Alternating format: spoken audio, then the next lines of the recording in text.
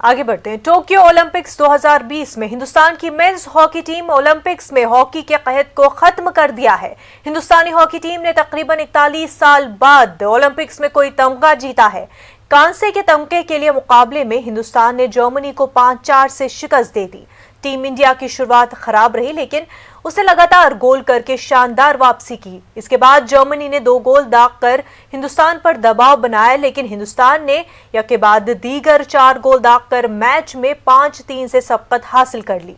Germany की team ने चौथे क्वार्टर में 1 गोल दागकर मुकाबले को दिलचस्प जरूर बना लिया, लेकिन आखिर में वो 1 गोल से पीछे रह गई और कांसे के तमगे पर हिंदुस्तान का कब्जा हो गया।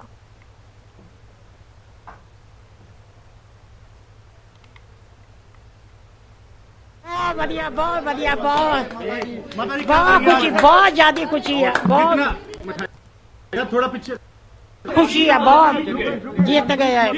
जैसे हिस्ट्री लिखी गई 45 साल बाद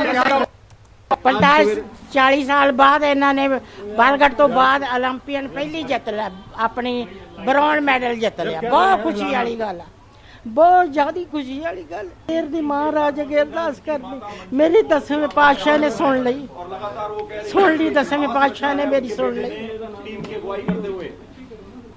मेरी 10वें पातशाह ने सुन ली। मेरे पुत दी इज्जत रख ली, मेरे पुत दी। माता जी सेलिब्रेशन होगा अभी? हाँ होगा। माता जी आज प्लेयर खेले किमें कर दिया, बहुत बहुत मुबारक।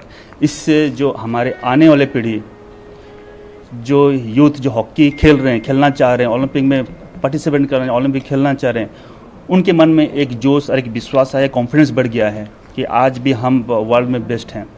और मेरे ख्याल से जिस तरीके से इस टूर्नामेंट में हमारे लड़के खेले हैं, जिस तरीके हमारे खिलाड़ी खेले हैं, स्टार्टिंग से लेके आज हम सब का उम्मीद था अच्छा करेंगे। मैच में अप डाउन था, हम मायूस भी हुए हैं,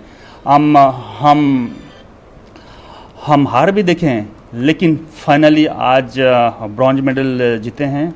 हम काफ़ी खुश हैं और मैं कहूँगा, मैं धन्यवाद देना चाहूँगा जितने भी खिलाड़ी, हमारे officials, coach, manager, hockey India, और स्पेशली मैं थैंक्स देना